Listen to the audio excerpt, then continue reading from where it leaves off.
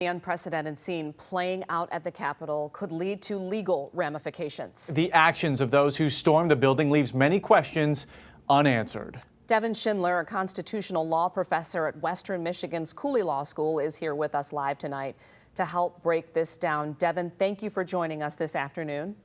Thank you for having me. So what can you tell us about the constitutional ramifications because of what played out today?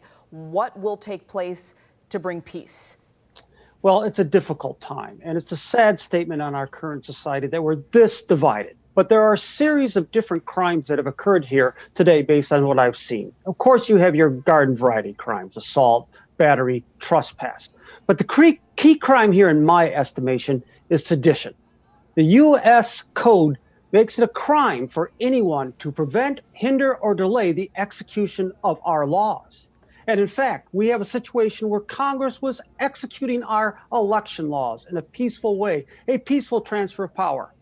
Individuals invaded the Capitol, thereby preventing and hindering Congress from doing its lawful work. That is the very definition of my mind of the felony, a 20-year felony of sedition. So the fact that that process was broken and stopped and paused as we see it now is huge, as you're saying, Devin. That's correct. And there's any other number of issues here. There's another crime called insurrection, to incite a rebellion against the United States. Was this a rebellion? Well, we're certainly getting into that territory. It's not treason, though. There's been a lot of confusion on the question of whether this is treason. Treason is the only crime defined by our Constitution, and it requires you to levy war against the United States or to give aid and comfort to our enemies. So the level of a constitutional crime, but it certainly is a statutory crime. And we've also heard the word anarchy thrown around quite a bit.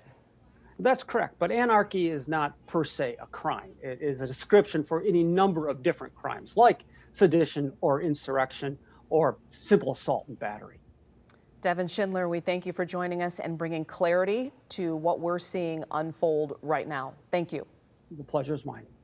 Stay with 7 Action News for continuing coverage in the aftermath of the historic 2020 election.